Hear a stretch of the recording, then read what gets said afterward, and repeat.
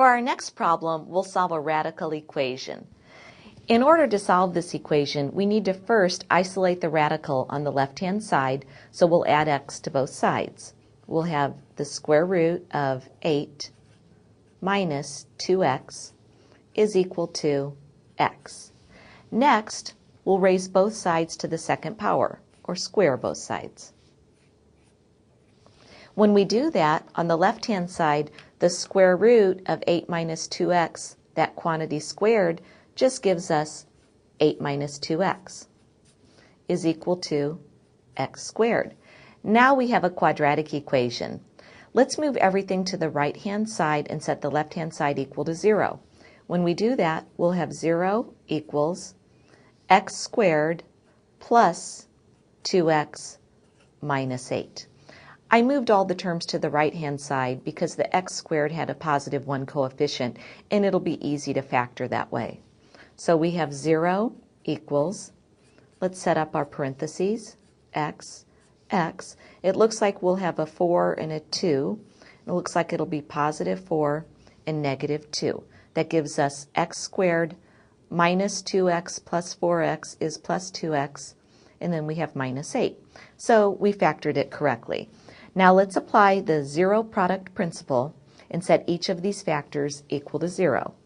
First, x plus 4 equals 0, or x minus 2 equals 0. If x plus 4 is equal to 0, x equals negative 4. If x minus 2 is equal to 0, x equals positive 2. Now remember, these are both potential solutions. I need to check both solutions in the original equation because it's possible to get an extraneous solution when you raise both sides of an equation to an even power. So anytime you raise both sides of an equation to an even power, you need to check your solutions. First, let's check x is equal to negative 4, and we'll substitute that into our original equation. And we have the square root of 8 minus 2 times x, which is negative 4, minus x, which is negative 4. The question is that equal to 0? Is that a true or a false statement? Well, we have the square root of 8 minus 2 times negative 4 gives us plus 8, minus negative 4 gives us plus 4. Is that equal to 0? Well, we have the square root of 16 plus 4 equals 0.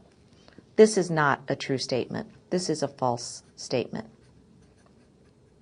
The square root of 16 is 4, and 4 plus 4 is certainly not equal to 0. Since it's a false statement, that means x equals negative 4 is an extraneous solution, and we're going to cross it off from our potential list. Now let's check x equals 2. So we'll substitute 2 back in for x in the original equation, and we have the square root of 8 minus 2 times x, which is 2, minus x, which is 2. Is that equal to 0? So we have the square root of 8 minus 4, which is just 4, minus 2. Is that equal to 0? The square root of 4 is 2.